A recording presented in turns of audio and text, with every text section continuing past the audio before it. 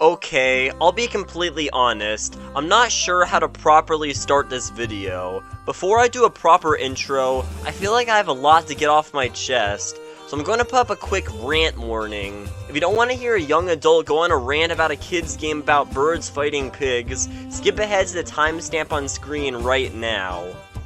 While I like the concept of this challenge series I'm doing, I personally would not recommend trying it yourself unless you're okay with modifying the game to speed up grinding.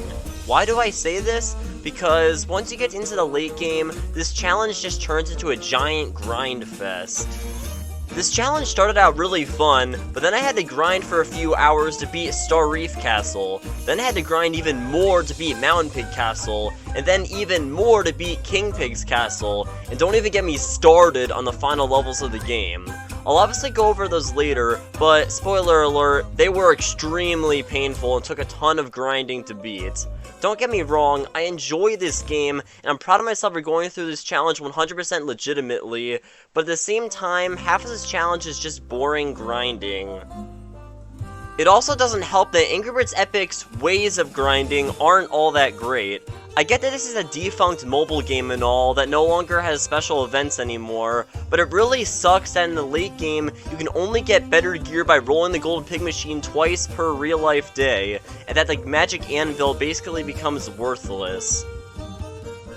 But now that I'm done ranting, let me quickly summarize this challenge so the rules weren't already obvious. I'm trying to beat the main story mode of Angry Birds Epic with only support abilities and no attacks. I've also made some extra rules such as no buying stuff for real money, no major glitches, and most importantly, no using potions. I've already gotten 4 of the 5 eggs this way, and I've come so far in this challenge, so I'm determined to not give up. Let's fight our way to Wizpig and take on the final battle. The first level of Hog Head Mountain is literally a joke. It's just a wealthy rogue that gives us free snoutlings. Now there's actually a glitch where you can play this level over and over to get infinite snoutlings, but I'm not allowing that. Not that it really matters anyway, because I already had a ton of snoutlings saved up to this point, as we haven't been buying any potion upgrades. Hog Head Mountain 2 has a Pyro Pig and a Frost Pig, but it was pretty easy, as a Samurai and Druid can protect us from the forces of Freeze and Flame. Also, we leveled up to level 34 here. Hog Head Mountain 3 has 2 more Wizard Pigs, a Nature Pig and a Necromancer. Since they both rely on negative effects, I opted to use the Tricksters to remove the effects and slightly boost their damage output. Overall, this works pretty well, and this level is also fairly easy. The last Hog Head Mountain level was an optional side level, but I still did it anyways. It's a wave battle full of Pyro Pigs, Will-O-Wisps, and Apprentice Pigs, but as long as Chuck dispels their offense buffs and Red protects the team, you should be more than fine. So that wraps up Hog Head Mountain, and right now, you might be thinking, well that was short and easy. I thought you said the final levels of this game would be difficult. Ha ha ha. Hog Head Mountain was just the calm before the storm. We now have to take on 5 Wizard Master Pigs to break Wizpig's magic shield, and none of them are easy fights. The first boss we encounter is the Inferno Pig. He's a stronger version of the Pyro Pig who deals more damage with their Firestorm attack, and their offense buff lasts for 4 turns instead of 2. This is scary because they have a different attack pattern where they'll use Firestorm 2 times in a row, which can rack up a crap ton of damage. And for my first couple of attempts, it was pretty obvious that I couldn't win at my current level. So I spent some time grinding, and trust me, this won't be the last time I have to either. I got a better offhand item from Matilda so that she could heal us more, and while it helped, it still wasn't enough for us to win. Also, Red's shields got all glitchy on this attempt for some reason. I have no idea why. So I spent even more time grinding, and I reached level 35 and got better gear for all my birds, including what is literally the most useless set item after the arena got taken down. But on my next attempt against the Inferno Pig, I used a similar strat to the first Wizpig fight, where I used the Rage Chili on Chuck when the boss has their offense buff so it's more likely to get dispelled. I was also lucky enough to get a stun from Matilda at the beginning of the battle, which was just enough to help me clutch out the win. The second boss is the Tempest Pig, a stronger version of the Lightning Pig. However, aside from dealing more damage and having more health, he isn't all that different from the usual lightning pigs. He was actually easier than the Inferno pig, as his whole gimmick of dealing more damage to one bird and less damage to two other birds works well with the samurai's shields, which provide more protection to the bird you select, while the others get slightly less protection.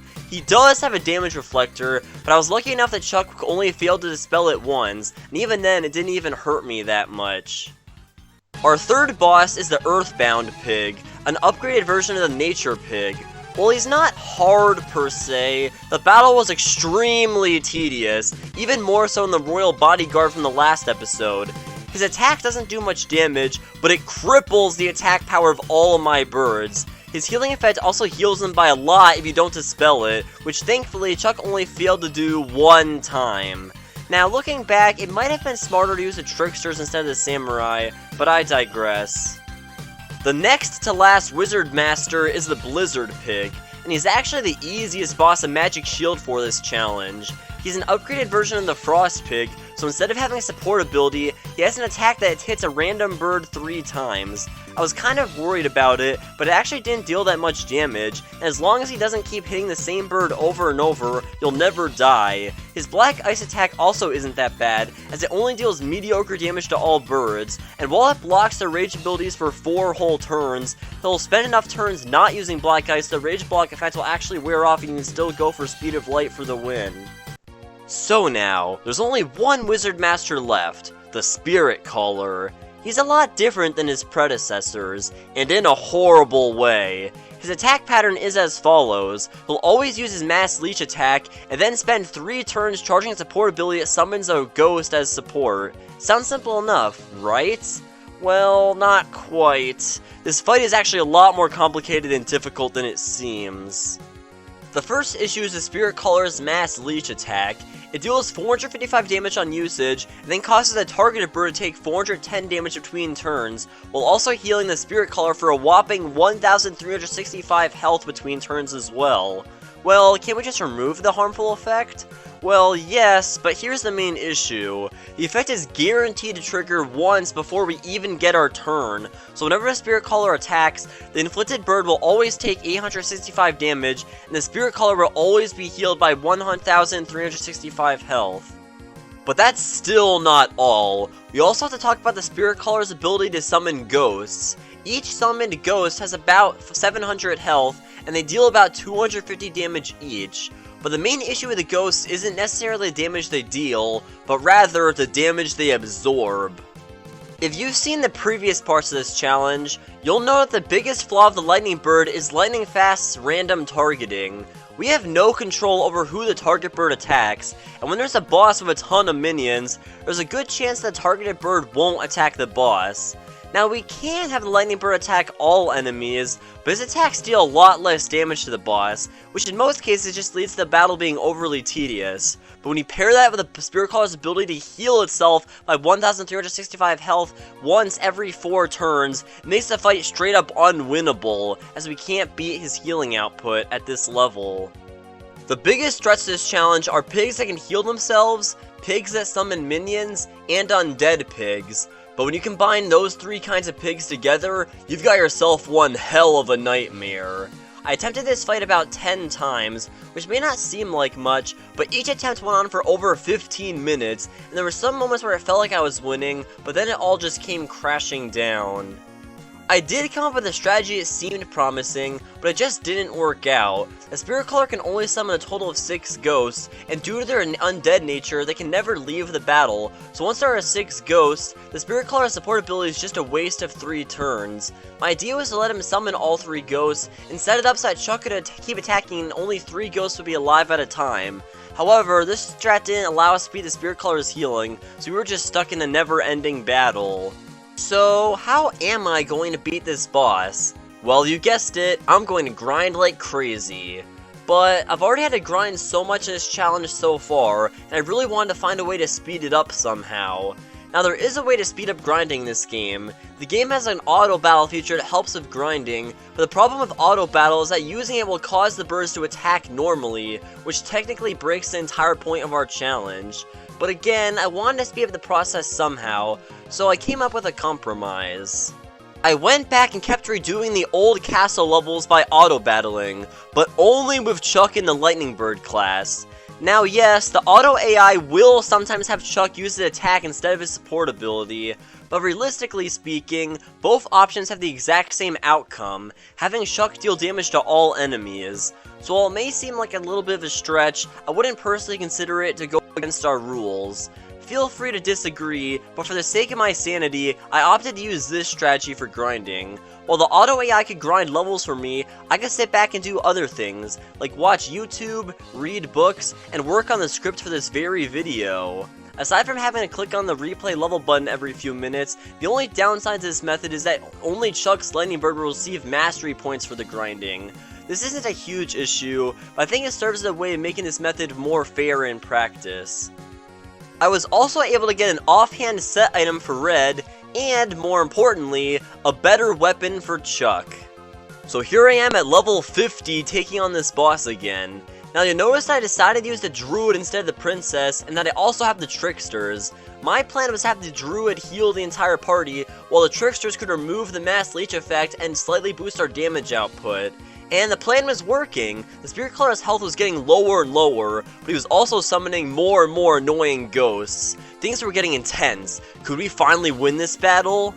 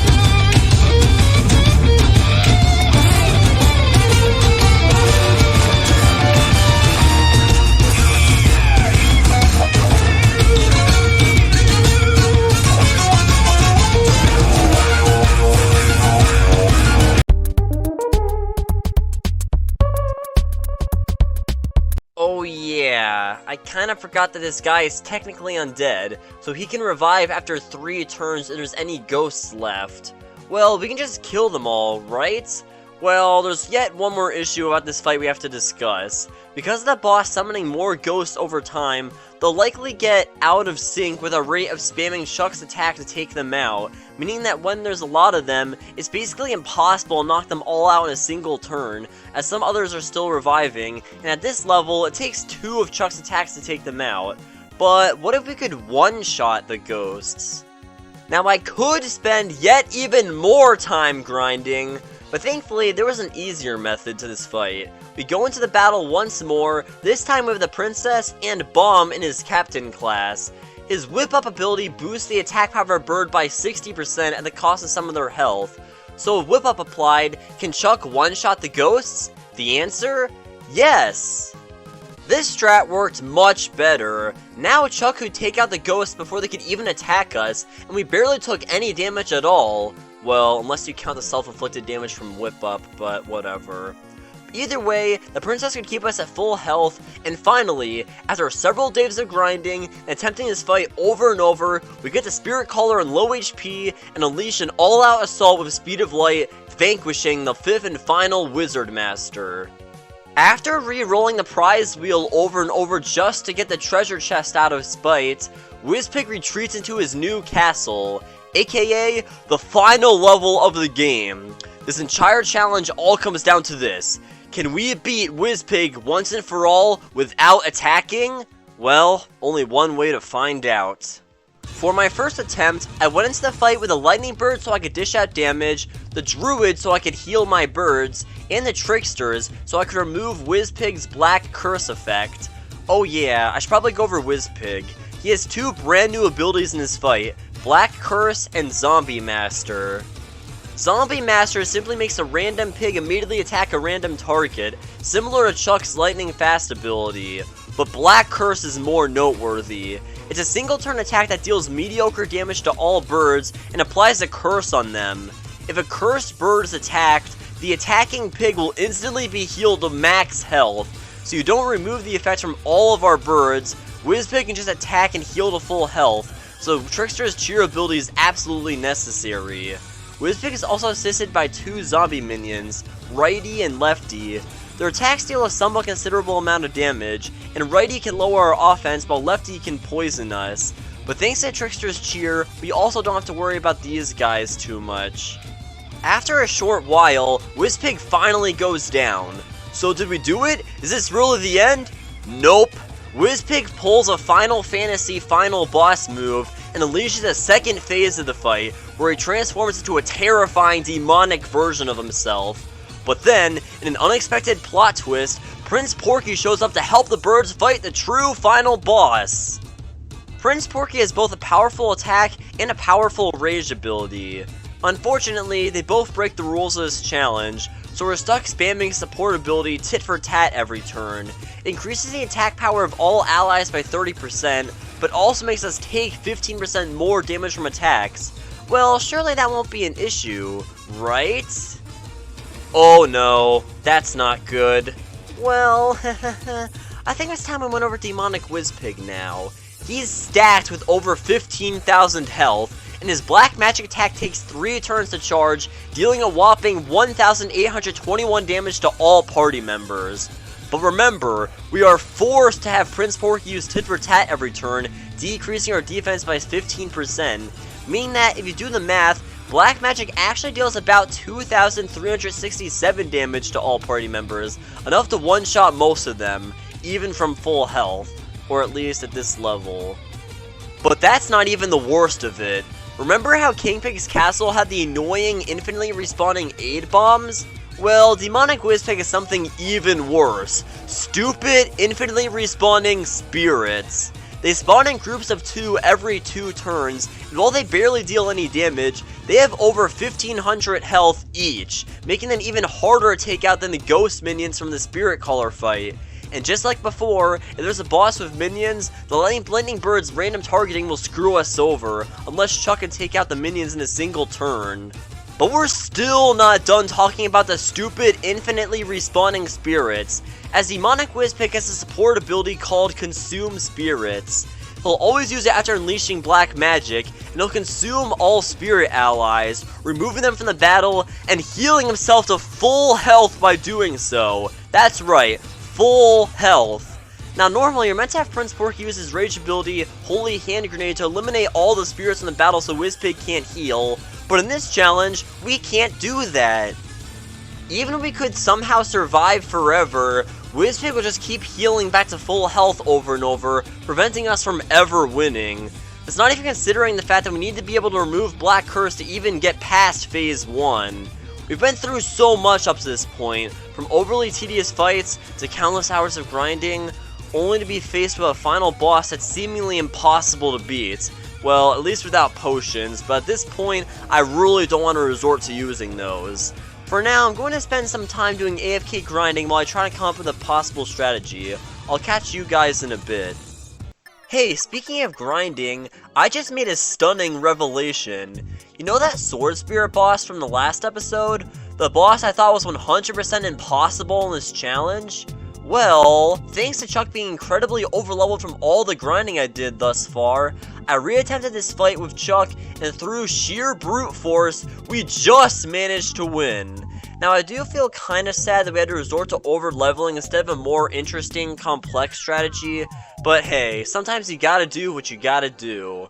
After beating the Sword Spirit, something super good happens. We unlock a random level that was super easy and not worth mentioning, as well as a random class shop for classes that are basically useless to us. Wait, that's not right. What's actually good is that we unlocked Mighty Eagle's Dojo, which allows us to buy mastery for random classes every 3 hours, which should not only speed up the grinding process, but also give a use to the ludicrous amount of snoutlings burning a hole in my pocket. But you know what else I had in my pocket at the time? Lots of lucky coins. You used to be able to get lucky coins from daily missions and special events, but due to this game becoming unlisted, there's currently only 3 ways to get lucky coins. Buying them with real money, which I'm not allowed to do, earning 1 per day by watching an ad, and earning 3 every time you gain a level up. Up to this point, I've been saving up as many lucky coins as I could, but for what exactly? Well, there are a couple of things I could have bought, but I decided to buy the one thing that just might make the final battle possible, the Blues' Treasure Hunter class. For 260 lucky coins, you can buy the Treasure Hunters class, which honestly might just be the most powerful class in the entire game. Their buy some time attack deals lots of damage and has a 65% chance to reset the target's charge ability counter by 1. Their support ability, Untouchable, makes an ally immune to negative effects and reflects them back. I think you can see where I'm going with this. The game expects you to use the Tricksters to deal with the Black Curse, but what if we use the Treasure Hunters to reflect the curse instead? Well, believe it or not, it actually works. Wizpig will get cursed, and our birds will be fully healed whenever they attack him. Now, we still have to worry about the Lightning Bird's annoying random targeting on Phase 1, but on the plus side, we also don't have to worry about Wizpig's zombie minions at all, because their negative effects also get reflected. With the Treasure Hunters, Phase 1 is a breeze, but what about Demonic Wizpig? Well, the main issue with him is that we can't afford for him to ever go for Consume Spirits, or else he'll just heal back to full HP and then we'll have no way of ever defeating him. But here's my plan. If we can have the Tricksters reset his Black Magic charge attack, we can prevent him from ever attacking and ever going for Consume Spirits, and then we can focus on dishing out enough damage to take him out. But of course, that would just be too easy, huh? We still need to worry about the stupid, infinitely respawning spirits, causing the Treasure Hunters to not attack Demonic Wizpig. Like the ghost from before, Chuck needs to be able to one-shot these guys so we have a chance at winning. There's just one problem. They have 1,517 health.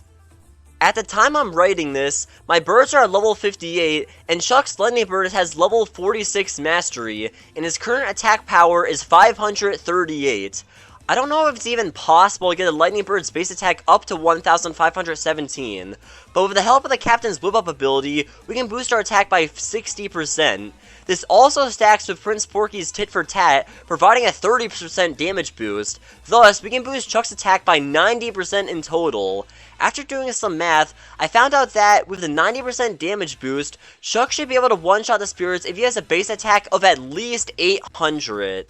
So it seems like yet more grinding is required. But you know what? After grinding Star Reef for a few more days, the rate at which I was leveling up was slowing to a crawl, and I needed a better method of grinding. Luckily, I had earned 25 more lucky coins since I bought the Treasure Hunters class, so why not just buy a new way to grind?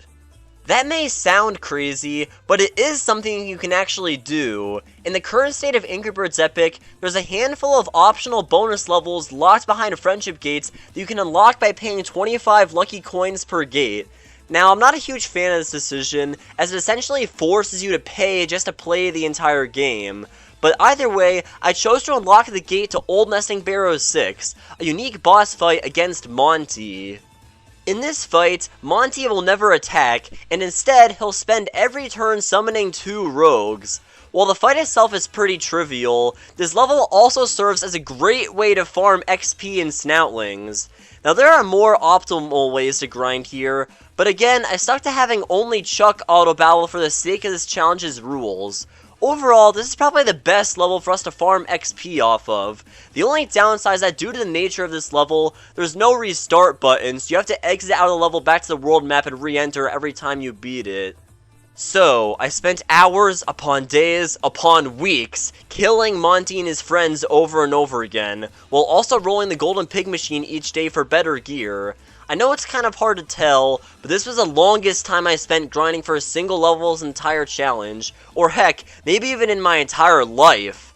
So, where did all that grinding get me? Well, let's see my final stats. While I show the final stats of all my birds on screen right now, I just want to mention a few things. While I didn't end up using Matilda or Red in the final battle, I still wanted to show them to make this feel more complete, and plus, they played a major role in allowing us to beat all the previous castles. The final weapons I got for Chuck and Bomb both heal them a little bit whenever they attack, which was a nice bonus for the final level. But do you know what else is a nice bonus? The fact that I managed to snag 4 set items from rolling the Golden Pig machine over and over again for I don't know how long. 2 of them were for Matilda, which is neat, I guess, but not all that helpful for the final level. What was helpful was one of the 2 set items I got for Chuck, the Book of Bones, that has a bonus of increasing Chuck's attack by 10% when equipped, which is just the boost I needed to get Chuck's attack power high enough.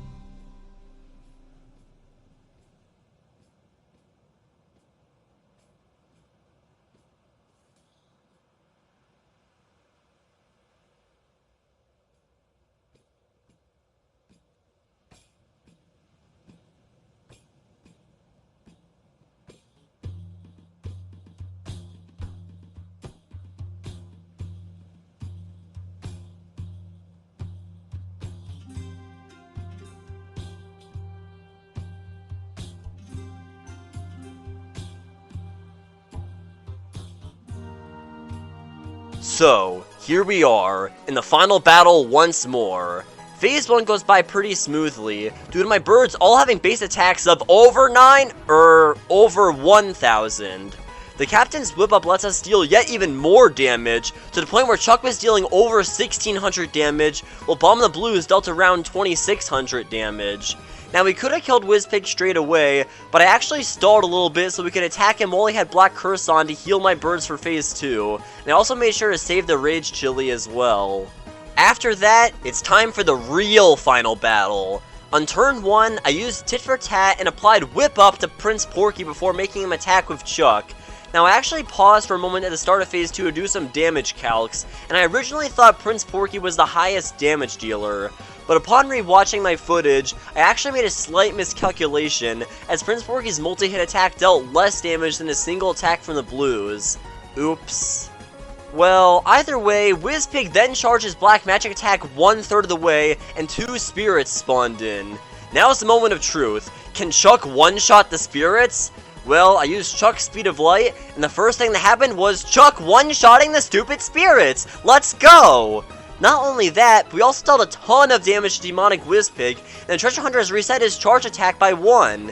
That may not seem like much, but hey, sometimes one small turn can make a huge difference.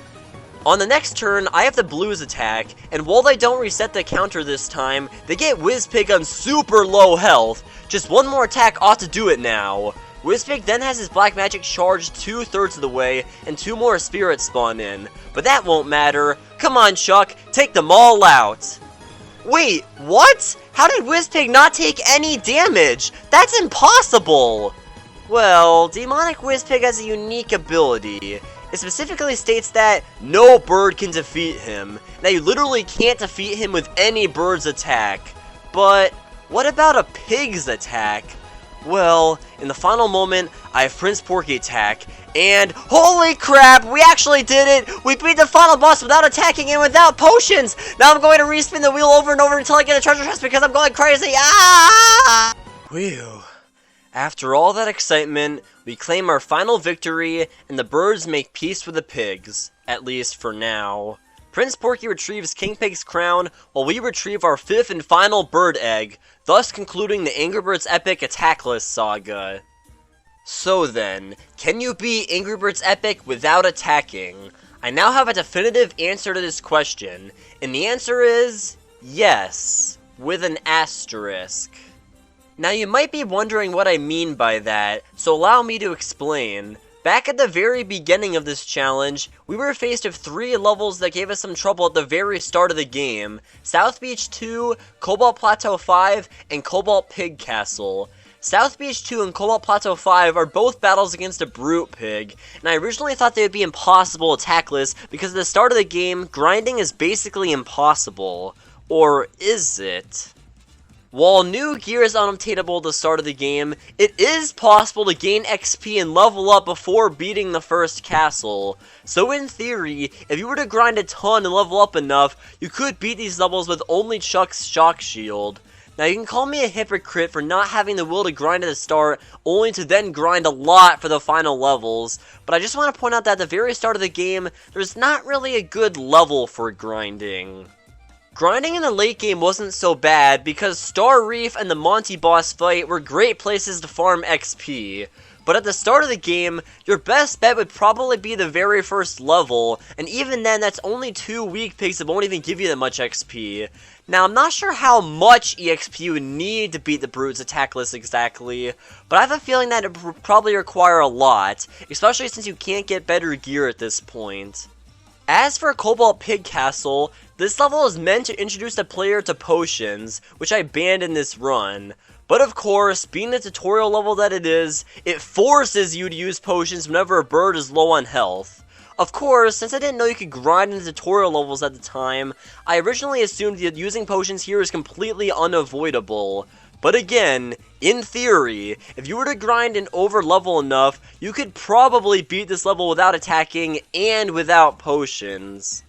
But there's still one more thing worth mentioning. The only reason this challenge was even attemptable in the first place was because of Chuck, primarily for his mage class at the start of the game, and the lightning bird for almost every level after that. But you don't start the game with Chuck, you start off with 3 forced tutorial levels where you only have red. Now I opted to exclude these 3 tutorial levels from this challenge because I felt like they shouldn't count, but others might disagree with this decision. So let's put it this way, it is possible to beat Angry Birds Epic without attacking, but only if you don't count the first 3 tutorial levels, and you're willing to take on what's basically the ultimate grind. Which brings me to my final honest thoughts about this challenge. It wasn't as fun as I had hoped. Now, don't get me wrong, I love Angry Birds Epic and all, and it's a staple of my childhood, but it just really felt unbalanced in terms of difficulty for this challenge. At first, this challenge felt like a new and fun way to play the game, but then there were several levels, mainly the castles, that served as major difficulty spikes, and in the end, most of the strategies I used to beat them can be summed up as, I grinded until my birds were powerful enough to win. I also want to point out that by the end of this challenge, my birds were all at level 76, a whopping 41 levels above Demonic Wizpig, who sits at level 35. I also got Chuck's Lightning Bird to have a mastery level of 63, and in my entire childhood of playing this game, I don't think I ever had a single bird class with a mastery level that high before. So, while Angry Birds Epic is an amazing game to play, I feel like it's not an amazing game for challenge runs with strict rules such as this one. Now, I guess I could have made the rules less strict, like allowing myself to use potions and stuff, but at the same time, I didn't want this to turn out like my original Angry Birds Epic Attack List challenge, where I just spammed hot veggie cake potions over and over, and just kept spamming Chuck's Speed of Light attack over and over to beat every single hard level. But, either way, I'm still proud of myself for going through this entire challenge to the end and never giving up along the way. But, that does it for this challenge series. Once this video comes out, I also plan to upload a full completion of the footage of me beating every single level in this challenge, in case you want to see some of the levels more in depth. But anyways, thanks for watching, and I'll hopefully see you again sometime. Goodbye!